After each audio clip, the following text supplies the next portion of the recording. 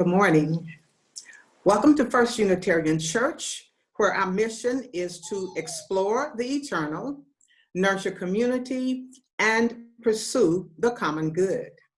Whoever you are, whomever you love, wherever you are on your life journey, and whatever your life circumstance, you are welcome here.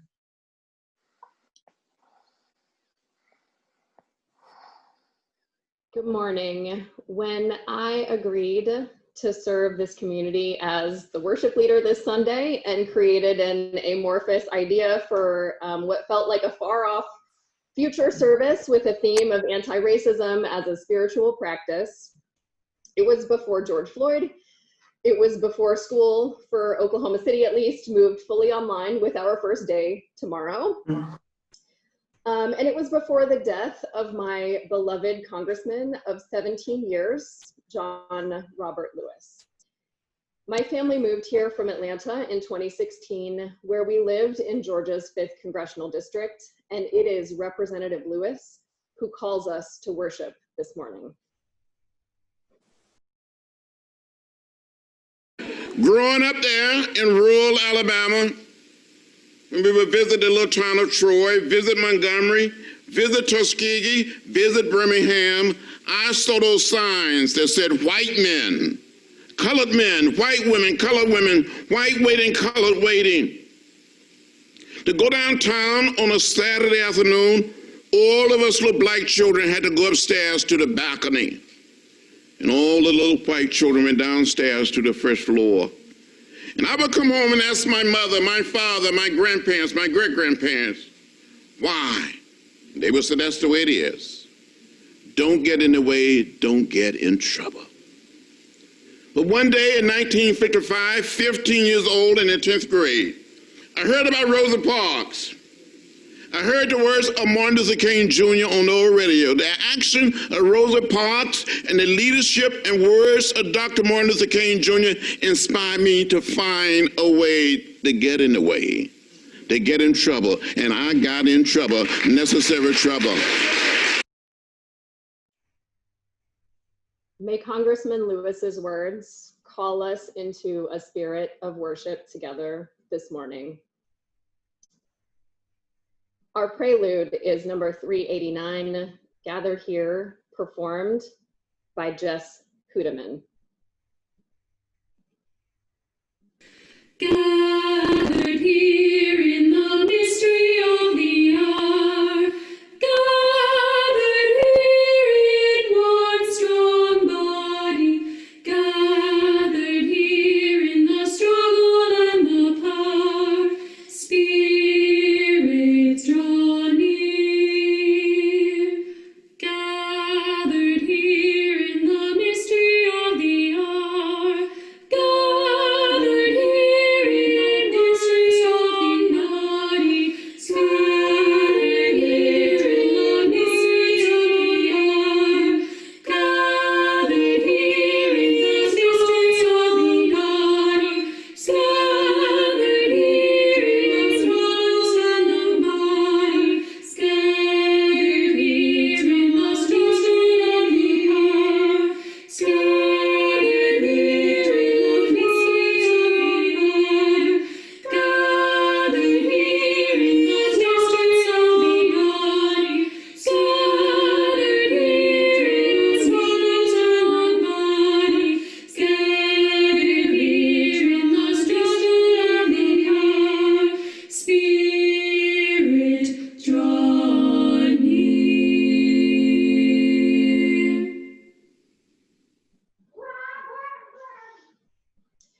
Our chalice this morning will be lit by Oscar Kay in honor of his 8th birthday this coming Tuesday. Okay, light it, light it.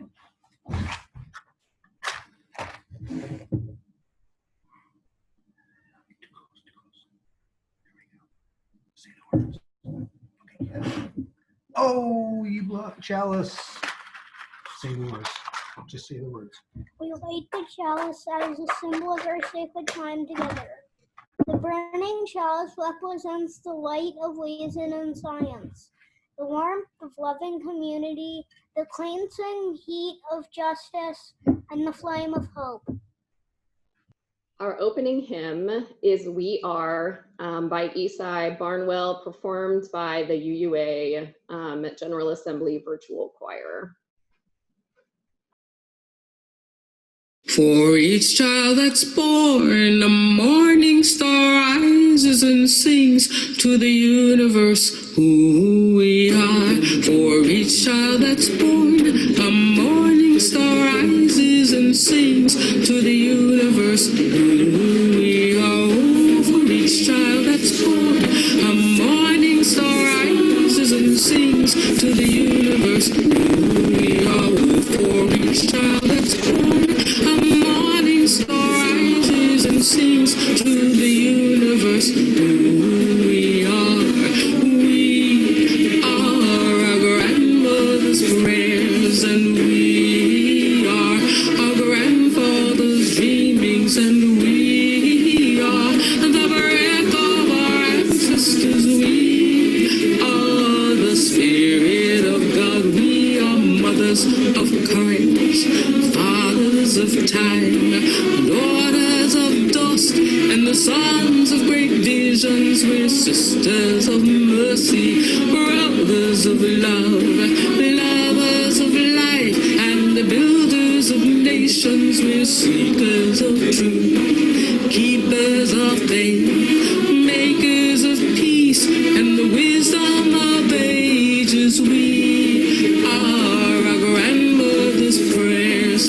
We are our grandfather's dreamings, and we are the breath of our ancestors. We are the Spirit of God. We are mothers of courage, fathers of time, daughters of dust, and the sons of great visions. We're sisters of mercy, brothers of love, lovers of life, and the builders of nations. We're seekers of truth and keepers of faith.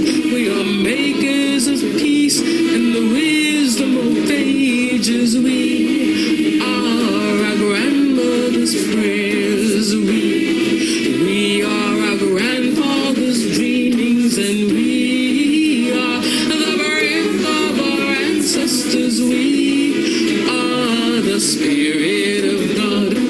We are our grandmother's prayers, and we are our grandfather's dreamings. We are the breath of our ancestors. We are the Spirit of God. For each child that's born, a morning star rises and sings to the universe who we are.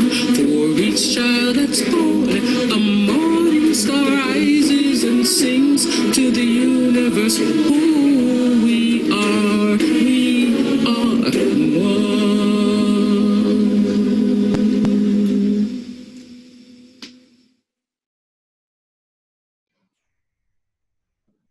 At this time, I would love to see all the young people. I see Oscar right there on their screens. We have a time for all ages this morning, and we have an important story to listen to together. I know this is an unusual start of school this year. Whatever format you're beginning in right now, your backpacks might be full of some different items this year than in the past. Chromebooks, masks, iPads, hotspots. This is a year of overcoming. And I know you heard a story about the song We Shall Overcome in chapel this morning. For this morning's Time for All Ages, we'll hear a story from John Lewis about a time when he had a backpack too.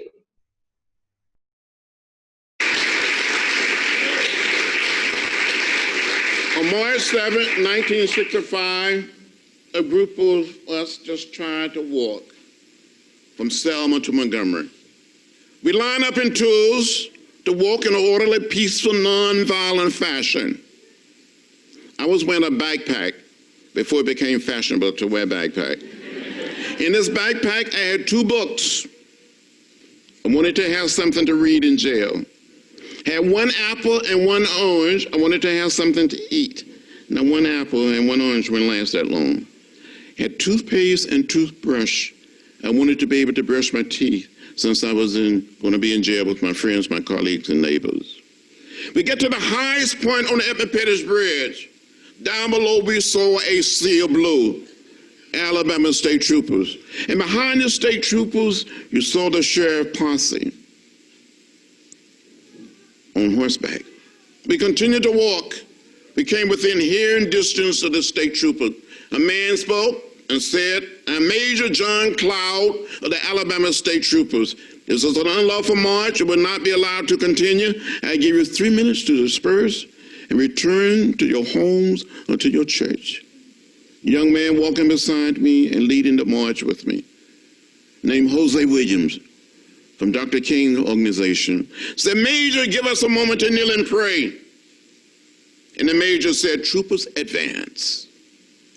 You saw these men putting on their gas masks. They came toward us, beating us with nightsticks, trampling us with horses, and releasing the tear gas. I was hit in the head by a state trooper with a nightstick. My legs went from under me. I fell to the ground. Apparently, I lost consciousness. The doctor said I had a concussion. I thought I was going to die on that bridge. I thought it was the last nonviolent protest. But somehow I survived, and a group of nuns took care of us at the local hospital. And I remember being back at the church that afternoon, and someone said to me, John said something to the audience.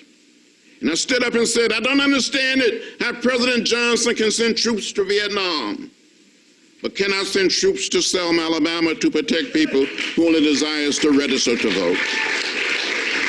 And the next thing I knew, I was in that hospital. Early that Monday morning, Dr. Martin Luther King Jr. and Reverend Ralph Abernathy came by to visit me in my hospital room. And Dr. King said, "Don't worry, John. We will make it from Selma to Montgomery, and the Voting Rights Act will be passed." And he was right. President Johnson made one of the most meaningful speeches any American president had made in modern time on the whole question of civil rights or voting rights. We call it the "We Shall Overcome" speech on March 15, 1965. I was there. We listened to Lyndon Johnson. We watched him. I looked at Dr. King, and tears came down his face. He started crying, and we all cried when we heard Lyndon Johnson say, "And we shall overcome." He called out the military to protect us. He sent federal troops to Selma, to Highway 80, as we marched into Montgomery. He introduced the Voting Rights Act. The Congress debated it. It passed and was signed into law on August 6, 1965. More legendary words from John Lewis. Quote, "There are still forces in America that want to divide us along racial lines, religious lines, sex, class. But we've come too far. We've made too much progress to stop or to pull back. We must go forward, and I believe we will get there," unquote. Lewis's words reflect his prophetic vision about life in America, our past, our present, but I'm hoping not much further into our future. As a young adult, I can remember listening to and being inspired by the marches and the actions taken by John Lewis and other civil rights leaders. Although I followed in the footsteps of my ancestors, 4 generations of ministers on my mom's side of the family, my passion has always been steeped in politics and social justice advocacy. Speaker Nancy Pelosi, quote, We don't agonize, we organize, unquote. And organized, we did. On Friday, while watching Reverend Al's march on Washington, quote, "Get your feet off of our necks," unquote, it brought back many wonderful memories of the 2 clergy resistance panels that I served on with Reverend Al. It's how my social justice advocacy, making good, necessary trouble, took roots. In November 2005, I met Reverend Al while serving on an African-American 7 clergy panel discussion in Los Angeles, California. Our topic was HIV/AIDS, the Black community, roles and responsibilities, a faith-based summit. Representative Maxine Waters also spoke that day. At the end of the faith-based summit, I was invited to serve on the advisory committee of the National Black Justice Coalition. Their goal is to be a civil rights organization dedicated to empowering Black lesbian, gay, bisexual, and transgender persons. In January of 2005, I was invited to represent the National Black Justice Coalition on a 3-person African-American clergy panel, which included Reverend Al, held in Atlanta. The topic was the Black church's attitude toward gay parishioners. That advocacy led to my being invited to be an advocate for the Human Rights Campaign. In 2009, the Matthew Shepard and James Byrd Jr. Hate Crimes Prevention Act was pending in Congress. A group of 10 African-American clergy persons took out a full-page ad in USA Today arguing against the passage of the act. They said, quote, "If this act is passed, it will muzzle us in the pulpit, with the lead clergy actually wearing a muzzle," unquote. The Human Rights Campaign followed with our full-page ad in USA Today. 10 African-American clergy, including yours truly, countered their ridiculous arguments. Our lead clergy was Carlton Pearson, UU All Souls, Tulsa. When that act was passed, we celebrated. That was October of 2009. Although I was enjoying my national social justice advocacy in 2008, I found a way locally to get in the way. State Representative Sally Kearns made anti-gay comments, quote, "Homosexuality is a bigger threat than terrorism. And Blacks are lazy. They don't work hard," she said. I was the associate pastor at Church of the Open Arms and was asked to reactivate the Oklahoma City PFLAG chapter. We held a press conference to challenge Representative Kearns' nonsense. But in the end, she didn't change her mind, but hopefully other open minds were changed. John Lewis reminds us, quote, "You must be bold, brave, and courageous, and find a way to get in the way." Amen. Amen. That was powerful, Lois. Now, more words from Representative Lewis. This time, the version of the speech he wanted to give in Washington, D.C. 57 years ago. This is enacted by the Zinn Education Project. In August of 1963, there was the Great March on Washington for Jobs and Freedom.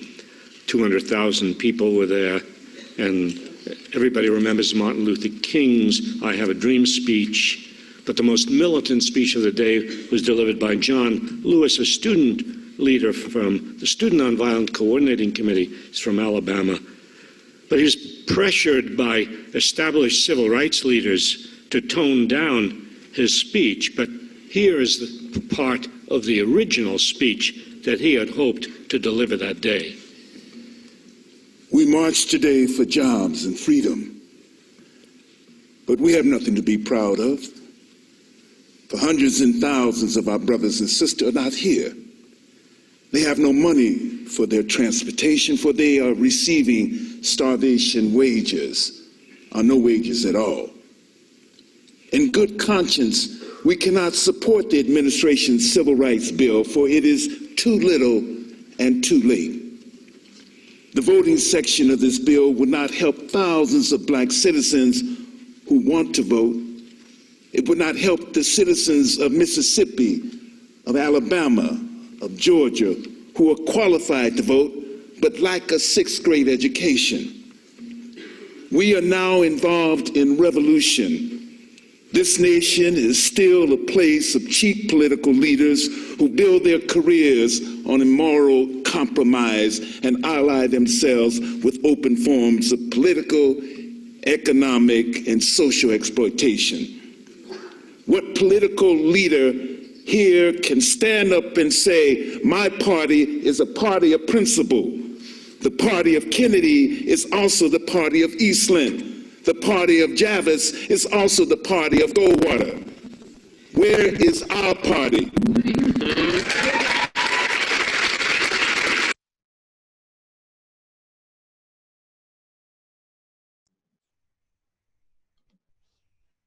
Every Sunday, when we are together in church, we take an offering.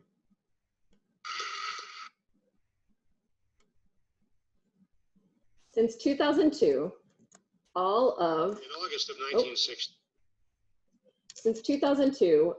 the cash and designated checks from our offerings go to directly support an external nonprofit doing good work in our community. This month, our Change for Change partner is Black Lives Matter, Oklahoma City. At this point, I'll play some music and give you all some time to make your donation to our special Change for Change. You may wish to make your donation using a credit card through our website, or this could be a good time to find your checkbook, write out a check and put it aside to mail to First Unitarian tomorrow morning. Let today's offering reflect our highest aspirations for the work of this church in the world. This is a song I wrote that would not have to exist if white supremacy were not the order of the day. It's been the order of the day since it ripped through the lives and the world of the indigenous peoples of these lands on which we all live. May they know justice. May they know peace. White supremacy has been the order of the day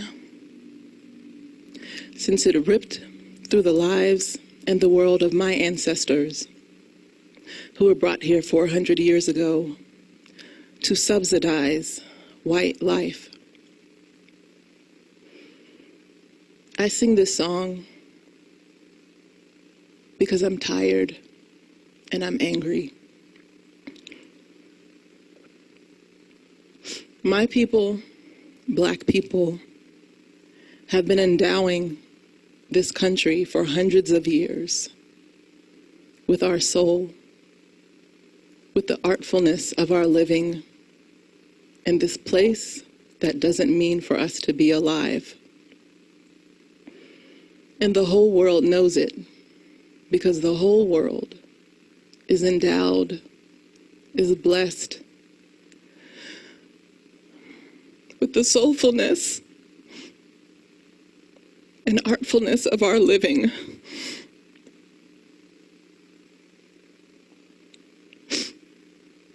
I sing this song because this country doesn't deserve Black people. I sing this song because my people's lives and life chances are pilfered and straight out taken on a daily basis.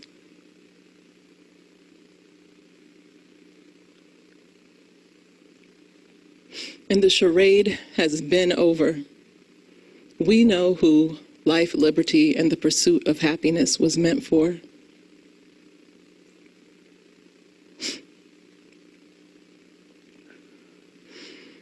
I sing this song to fight.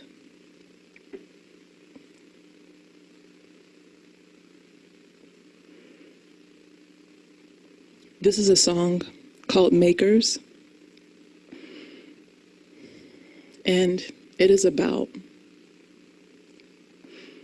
Black ingenuity, Black resilience, Black love, and Black power.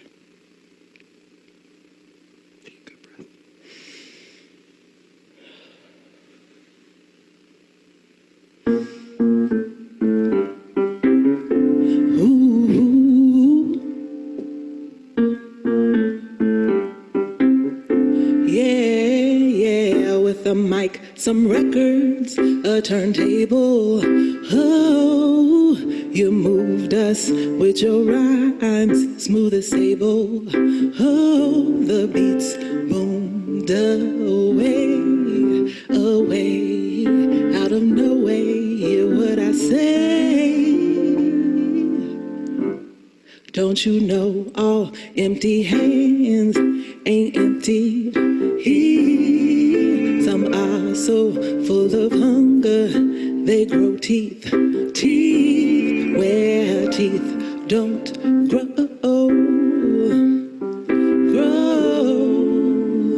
with two hearts, one love, and a broom. You took what was fractured and was doomed, and repaired it with your love. Your love, Black love, resilient and tough. Don't you know all empty hands ain't empty? Some are so full of hunger, they grow teeth, teeth where teeth don't grow. Wait a minute now. 1, 2, 3, 4. The raw deal's raw material. Hey, the raw deal is raw material. The raw deal is raw material. The raw deal is raw material. Raw material. The raw deal is raw material.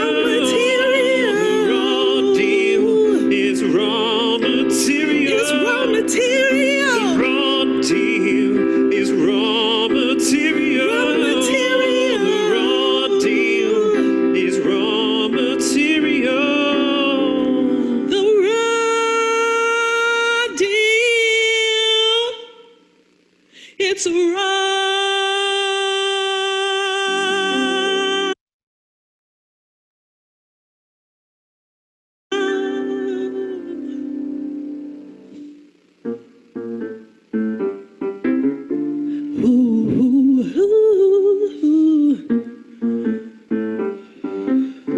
Yeah, with our lives, our anger, our resolve, we'll make a way out of no way.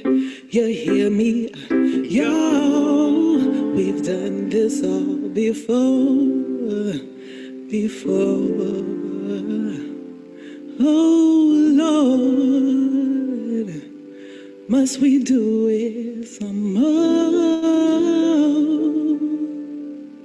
See, I get tired, but then I know all empty hands ain't empty. Some are so full of hunger, they grow wings, 'cause the people could fly.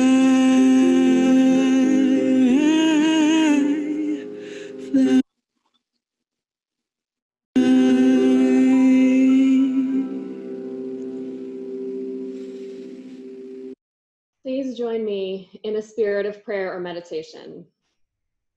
O source of all, our spirits are heavy. This has been the most 2020 week of 2020 so far. Our congregation and our nation are suffering. Our hearts are broken for our congregation at the loss of our beloved Pat Corley last weekend, and we are full of gratitude for the tireless work of Reverend Davies and our First Unitarian staff through these difficult days. We also hold in our hearts the loved ones of First Unitarian friend Nancy Condit, who died this week. In the wider world, the families of over 180,000 Americans grieve for dear ones lost to the coronavirus, and we all hold our breaths, watching unfold a government response as disastrous as the deadly response to Hurricane Katrina, which killed more than 1,800 15 years ago this past Friday. Climate collapse is again dishing up a summer of fires and storms. We also need your comfort, Spirit of Life, as we hold the precious lives of our Black siblings in our hearts at the news of another senseless police shooting of an unarmed Black father, Jacob Blake, in front of his children. The community of Kenosha, Wisconsin, and our UU siblings at the Bradford Community Church are also in our prayers as they and our nation fumble toward healing after peaceful protests were marked by fire and the murder of justice seekers supporting the movement for Black lives by a white teenager armed with an assault weapon. He freely walked past the same Kenosha Police Department that shot Mr. Blake, as free as the officers who killed Breonna Taylor in her home 5 months ago now. Not even the Black Panther was safe this week, Holy One, and we grieve with millions, young and old, whose imaginations were freed by the soulfulness and artfulness of Chadwick Boseman's living. Wakanda forever. Spirit, we are grateful for the loving presence of ancestor John Lewis this morning. When the congressman was a child, he preached the gospel to his chickens, who he raised with great care and intention. In Lewis's graphic novel, March, young John comforted them with Matthew 5, verses 3 through 10. Blessed are the poor in spirit, for theirs is the kingdom of heaven. Blessed are those who mourn, for they will be comforted. Blessed are the meek, for they will inherit the earth. Blessed are those who hunger and thirst for righteousness, for they will be filled. Blessed are the merciful, for they will be shown mercy. Blessed are the pure in heart, for they will see God. Blessed are the peacemakers, for they will be called children of God.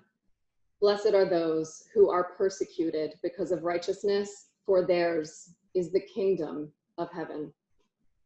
Blessed be, Ashe, and Amen.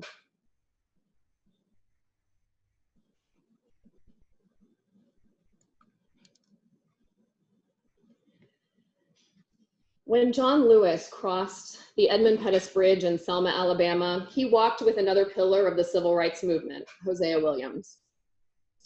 Lewis was part of the Student Nonviolent Coordinating Committee, SNCC, and Williams was with Reverend King's Southern Christian Leadership Conference.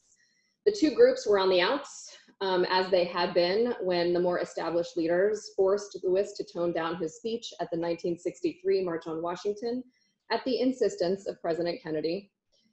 2 years later in Selma, as we heard him tell moments ago, they overlooked a sea of blue, hostile state troopers sent by Governor George Wallace to stop the progress of the march. In that moment, the story goes, Reverend Williams peered over the side of the bridge and asked, "John, can you swim?" He replied, "Not very much. Can you?" That was John Lewis. He came prepared with his books, his snacks, and his toothbrush, but no escape plan. Moving forward, onward toward the right thing to do without a safety net. It was across the bridge to freedom of one kind or another. He came close to eternal freedom, nearly beaten to death on Bloody Sunday, and still he persisted. Still, he called for white leaders to do the right thing so that he could cross that bridge. Whenever anyone asked him if he was afraid, he said, never, except of snakes. When he was a child, he was also afraid of storms. And this story gives us a little insight into how he learned to find solace in storms. When I was growing up outside of Troy, Alabama, I had an aunt by the name of Seneva. And my Aunt Seneva lived in what we call a shotgun house. I know as Emory students, soon to graduate. You have never seen a shotgun house. You don't even know what I'm talking about. My Aunt Seneva didn't have a green manicured lawn. Had a simple plain dirt yard. And sometime at night, you can look up through the holes in the ceiling, the holes in the tin roof, and count the stars. When it would rain, she would get a pail, a bucket, or a tub, and catch the rainwater. But if you really want to know what a shotgun house looked like in a nonviolent sense, it's an old house, one way in, one way out, where you can bounce a basketball through the front door, and it will go straight out the back door. My Aunt Seneva lived in a shotgun house. From time to time, she would walk out into the woods and cut branches from a dogwood tree and tie these branches together and make what she called a brush broom. And she would sweep this dirt yard very clean, sometimes 2 and 3 times a week, but especially on a Friday or Saturday, because she wanted that dirt yard to look good during the weekend. One Saturday afternoon, a group of my brothers and sisters and a few of my first cousins were out playing in my Aunt Seneva's dirt yard. And an unbelievable storm came up. The wind started blowing, the thunder started rolling, the lightning started flashing, and the rain started beating on the tin roof of this old shotgun house. My aunt became terrified. She started crying. She thought this whole house was going to blow away. When it appeared that one corner of the house was going to blow away, my aunt had us all to hold hands and walk to that side to try to hold hold the house down with our little bodies. When the other corner appeared to be lifting, she had us to walk to that side. We were little children walking with the wind, but we never left the house. Having interacted with Representative Lewis dozens of times in the many years he was my representative, it really was that simple for him. Wherever the House was weakest, that was where he was. He stood for LGBTQ+ rights, immigrant and refugee rights, disability rights. We didn't always agree on every position, but he truly and consistently embodied our first principle, the inherent worth and dignity of every person. And he took pleasure in it. When I'd see him at the store or he came into our office, he would always hold the door with a giant smile, this gigantic iconic hero. And he would dance like a goofball every time Happy by Pharrell Williams, his favorite song, came on. From a relatively early age, I was concerned about social justice, but even so, it took me a long time to really get it, to get what it means to make good trouble, necessary trouble. It's a discipline, a practice. It's the practice of decentering myself, the practice of checking my own biases and privilege, of doing the right thing even when I am tired, and being intentional about recharging when I can. It is the practice of anti-racism and also anti-oppression more broadly, and acknowledgement and rejection of every kind of supremacy, every fault line along which we define one way as normal or better to exclude and exploit others. No excuses, no escape plan. We must cross the bridge to freedom of one kind or another. It is easy for us to see white supremacy in the violent acts of the 17-year-old Kenosha shooter, or in the elevation to the national political stage of individuals who pointed loaded weapons at peaceful Black Lives Matter protesters less than 48 hours before. But do we also see white supremacy in a church that plants a Black Lives Matter flag on the front lawn, but for decades has held meetings in a room named in honor of Thomas Jefferson, a white supremacist. It is easy for us to see white supremacy in Confederate monuments, hateful tweets, and the Irish slave memes my grandmother loves to share on Facebook. But do we also see white supremacy in our internal cringing at very real and valid Black anger? When we call other people's families broken? Do we see white supremacy in our choices about where we live and work and where we send our children to school? Are we willing to really see the ways that we jerry-rig systems to advantage ourselves and hoard opportunities for our children? Is our implicit reaction to dismantling systems of entitlement and advantage to be afraid of what we would lose if things were fair? This is not about unity and fighting hatred.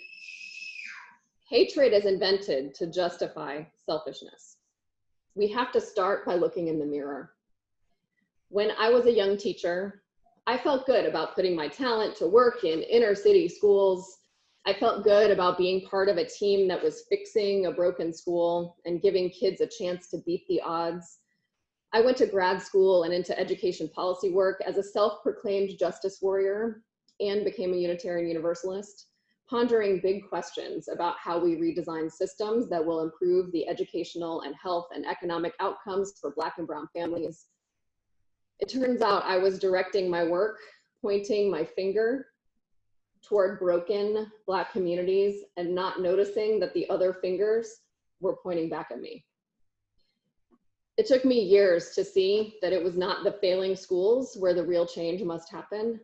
Communities of color and the institutions that serve them are the victims of anti-Blackness. It is the invisible hand of white people like me, white educators like me, white policy makers like me, white parents like me, who are knowingly and unknowingly standing on their necks, sucking all the resources away, blaming them for their own oppression, and then riding in on a white horse to save the day, which usually just makes things worse. It's the opposite of walking with the wind. White people place our weight and power in the strongest corner of the house and then blame the corner that is weak for its weakness, and then send it helpful articles about evidence-based solutions. Realizing this is when I dip my toes into embracing the messiness of pushing past being an ally to being an accomplice, a co-conspirator. I started really listening to Black people, especially women, and not just the ones who have been anointed by the publishing industry as authorities, though I love books too. I committed myself to using my privilege to dismantle systems of advantage. Sometimes I fall short or I hit a barrier that I don't have the help or the strength yet to climb, but it's not about perfection. Perfection is another lie. There is no bridge I can cross that will erase the first language of supremacy in the back of my brain. The lies creep back in, and I keep finding new ways that supremacy shapeshifts. I get pulled into the thrall of thinking that people with fancy degrees, what they say carries more weight than what people who are living it say. That diminishes the soulfulness and artfulness of the living of those who are making a way in a system designed to present no way. All we can do is notice it, embrace imperfection, and walk through the restorative process, acknowledge harm, apologize, and make amends. That is freedom. Around Memorial Day, my Facebook friends like to remind us that freedom isn't free, and they are right. The stakes of doing what is right can be high, and we should have our eyes open. Some people do not have enough because others have too much, and those who enjoy the benefits of white supremacy, including us, prefer to willfully ignore the clear and evident patterns. Freedom fighters of all races on American soil have crossed the bridge to eternal freedom as recently as last week in Kenosha, Wisconsin. Making good trouble and finding a way to get in the way is not without risk. Like John Lewis on the bridge, there is no safety net if we're doing it right. But like weathering the storms in Aunt Sonova's house, the more of us there are, the better.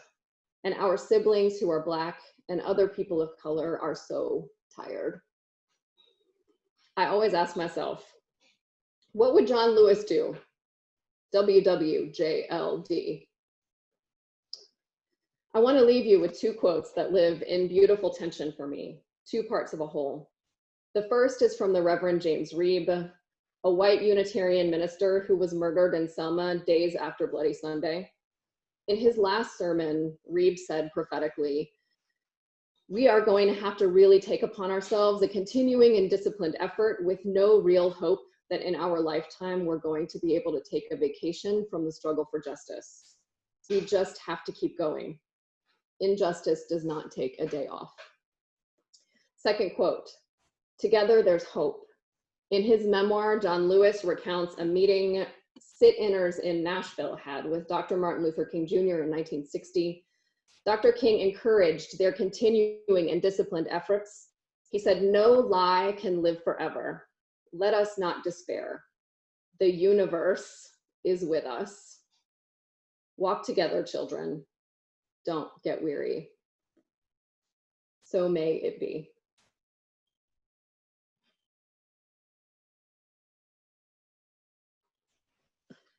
Our closing hymn is number 155, "Circle Round for Freedom," performed by Dr. Glenn Thomas Rideout, the Director of Worship and Music at the UU Congregation of Circle round for freedom, circle round for peace, for all of us imprisoned, circle for release, circle for the planet, circle for its soul, for the children of our children. Keep the circle whole. Circle round for freedom. Circle round for peace. For all of us imprisoned. Circle for release. Circle for the planet. Circle for its soul. For the children of our children. Keep the circle whole. Circle round for freedom. Circle round for peace. For all of us imprisoned. Circle for release. Circle for the planet. Circle for its soul. For the children of our children.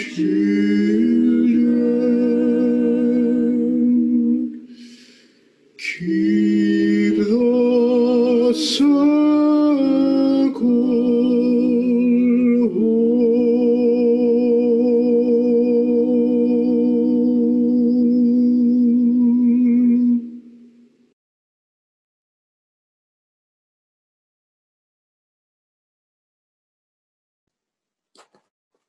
We extinguish this flame, but not the light of love and community which burns in our hearts. Go now in peace. May this beloved community make good trouble, necessary trouble, and may that trouble start within each of us. As you walk with the wind, may the spirit of love surround you everywhere you may go.